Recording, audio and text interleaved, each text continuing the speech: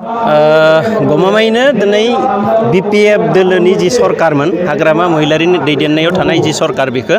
दिनै रायजोफोरा लोगो नांनानै बिदाय होनो थाखाय बयबो जानजि खाफ्रादों आरो बिनिनो मोनसे इसारा जों मोनफ्रोमबो मेल मिटिंआव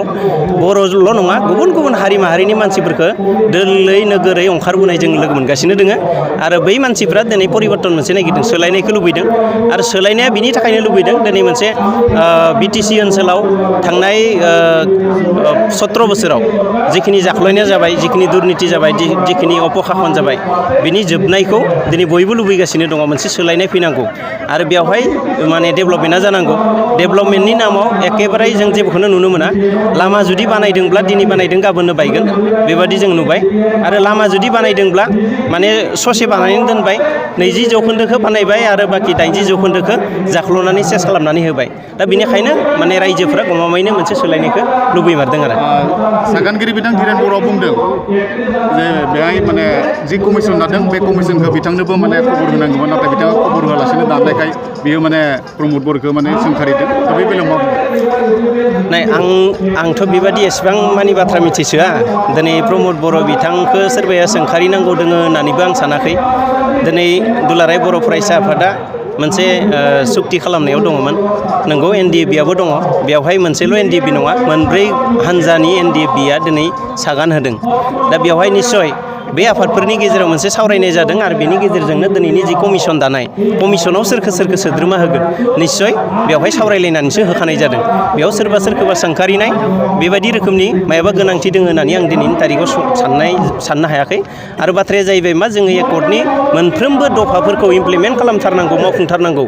बेनि सायावसो बर' रायजो राजाफ्रा दिनै बांसिन गुरुत्व होदों आरो बाथ्राया जाहैबाय मा जे बे माने एकर्डनि मोनफ्रोमबो दफाफोरखौ जेब्लानो इमप्लिमेन्ट खालामनो हागोन बेयाव एनडिएफबिनि जेंनायाबो जोबगोन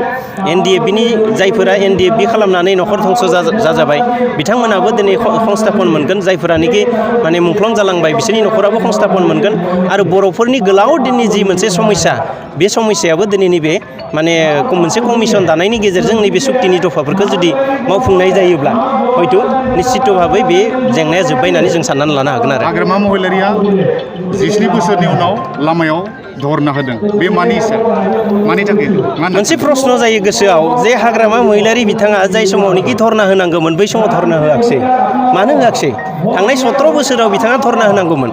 आं मिथिगौ बिथाङाबो सासे आन्दलनकारि नेतामोन मोनसे समाव आरो बिथाङा सुक्ति सायखर खालामबाय सहि होबाय आरो बिनि उनाव फैनानै 17 बोसोर बिटिसिखौ सालायफैबाय बिटिसियाव सासनाव थानाय समाव बिथाङा ओरैबायदि सानसे दिन हगार हराखै जेरावनोखि दिल्ली आरो दिसपुरजों माने सरकाराव थाफायाखै जाय दोलोआनो सरकार सालायदों दिल्ली आरो दिसपुराव बै दोलोजोंनो बिथाङा सरकार दानायाव थाफाबाय थादों कंग्रेसनि दिनावबो बिथाङा एलायन्सआव दङमोन दिनै बिजेपिनि दिनाव बिथाङा एलायन्सआव दङ दिसपुर आरो दिल्लीयाव बिजेपिनि दिनै सरकार दङ बिथाङा माने राजा लामायाव ओंखारनानै धरना होखो थारमाने मा बिथाङा बै समाव जे धरना होआखिसै बिथाङा थारमाने सान्तिखौ लुबैया एनडिएफबिनि जेंना जोबनायखौ लुबैया बर'फोरनि जि गोलाव दिननि सोमावसारनाय जि इसु दङमोन बिनि जोबनायखौ बा मावफुंजानायखौ बिथाङा लुबैयाखैमोन बर'फोरनि मोजांखौ बिथाङा हास्थायाखैमोनखायनो बिथाङा बै समाव सरकारनि खाथियाव खुद्रिनायखौ दैखाङाखैमोन आरो नैथि माने सोंलुआ जाबाय मा जे दिनै माने जुदि राजा लामायाव ओंखारनो गोनां जादोंब्ला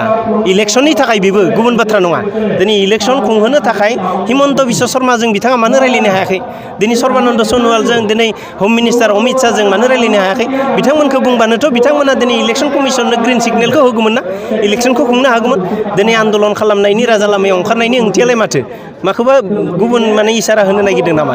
दा बेबायदि माखासे सोंलु फैयो आरो बिनि ओंथिया बे नामा बिथाङा बिग ड्रामा खालामदों आङो मिथिया मा ड्रामा खालामदों नाथाय माने बायध्य बाधकतायाव गोग्लैनानै बिजेपिजों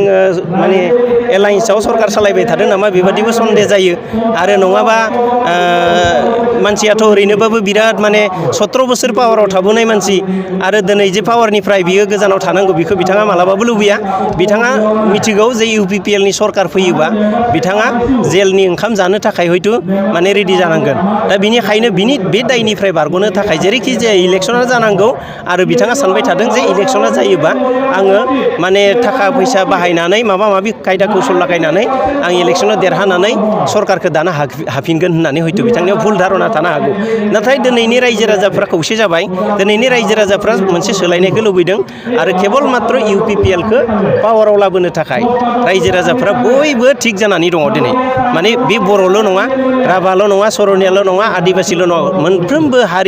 हारिसाफ्रा दिनै BTC ओनसोलाव थानाय गासैबो हारिनि मानसिफ्रा खौसे जादों आरो मोनसे सोलायनायखौ लुबैदों बेवहाय माने UPPLनि सरकार लाबोनांगौ हाग्रामा महिलारिनि जि सरकारमोन बिनि समा 17 बोसोराव जोबनानै थांबाय आरो बिथांनि सरकार फैलिया नोंथांनि बाइक रेलि लानायखौ आं नुवाखै लाबायबो जानो हागौ बियो बिथांमोननि संस्कृति जोंनि हालोदा जे गाज्रि जाबाय जोंनि मेलेमा जे खामानि होलिया बेखौ बिथांमोना फोरमायनो नागिरदों दा बेबो मोनसे राजनितिनिनो इलेक्सननिनो बाहागो होननानै हयथ' बिथांमोना लादों खोमा दा बिथांमोनाबो जे जोंनि सिगाङाव जों नै बेखिनिल' मानसि दंसै बेखौ जे देखायनो हादों बिनि थाखाय आं बिथांमोननो साबायखर होदों बे साहसआ जे दोङो